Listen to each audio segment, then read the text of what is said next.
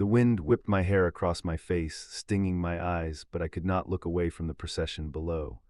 Valdr was right, it was a hunting party. They tracked the blood, Valdr growled, stepping back into the shadows of the cave. I cannot shift, the poison remains, I cannot fly.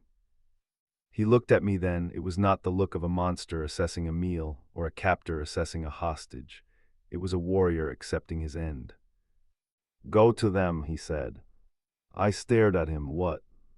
Go wave your dress, they will see you. Tell them you escaped while the beast slept. Tell them you wounded me. You will be a hero, your father will have to value you then.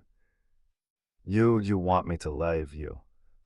I am dead regardless, Valdr said, leaning heavily against the cave wall. His golden eyes burned with a tragic intensity. If you stay, you are collateral damage. If you go, you survive. I looked down at the dress. The blue silk, my mother's legacy, the dress of a mermaid princess, a fantasy. I looked at the men marching up the mountain, men who followed orders, men who killed because they were paid to, led by a father who saw me as currency. Then I looked at Valdr, a creature who had apologized for breaking my perfume bottle, who had kept me warm with his own dying body, who saw my soul as something that shined. No, I said. Valdr blinked, Elara. I am done doing what I am supposed to do, I said, my voice rising. I am done being a pawn. I turned back to the cave entrance. The lead soldiers were within shouting range now. I could see the captain, it was the man I was supposed to marry, the gray-bearded general. Princess, he shouted, spotting me. Get down, archers ready. Stand down, I screamed, stepping out onto the ledge, making myself a perfect target. The wind caught the blue silk, billowing it out like a flag of rebellion. Stand down, or I jump. The soldiers faltered, the general raised a hand. Princess Elara, step away from the cave, the beast is inside. The beast is the only one who has not lied to me, I yelled back. I turned to Valdr, can you fight? He looked at me with a raw awe that stole the air from my lungs. A slow, predatory heat built in his golden gaze, a fire meant just for me, and my knees threatened to buckle. For you, I can burn the world.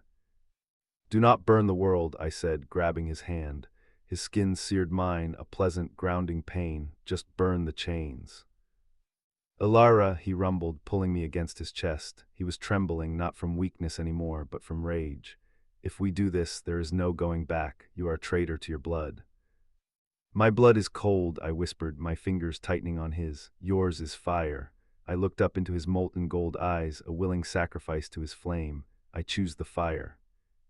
He kissed me then, it was not gentle. It was a collision, fierce and desperate, his mouth claiming mine with a possessiveness that should have terrified me. It tasted of iron and ash, of power and pain. It was a brand on my soul, a seal on my choice, a promise of the inferno to come. Cover your ears, he commanded when he pulled away, his breath hot against my lips. He did not shift fully, he did not have the strength, but he did not need to. He stepped past me to the ledge, inhaled deeply, and let out a roar that was not sound but force. Fire, liquid and white-hot, cascaded down the mountain path. It did not aim for the men, it aimed for the path itself. The rock turned to slag, the avalanche began. The soldiers scrambled back, shouting, retreating as the mountain face sheared away, separating us from them by a chasm of impossible width. We watched them run, we watched the dust settle. We were trapped on the peak, isolated, hunted, and alone. Valdr sank to his knees, exhausted, but he was smiling, a feral, beautiful smile. I sat beside him, arranging the tattered remains of my mother's blue dress around me.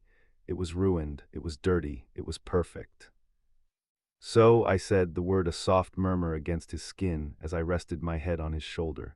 What do we eat now? Valdr laughed, a deep, rumbling sound that warmed the entire cave. He wrapped his arm around me, his scales a delightful abrasion against the silk. Whatever you desire, my fierce princess, he rumbled, his voice a possessive thrum against my ear. Whatever you desire.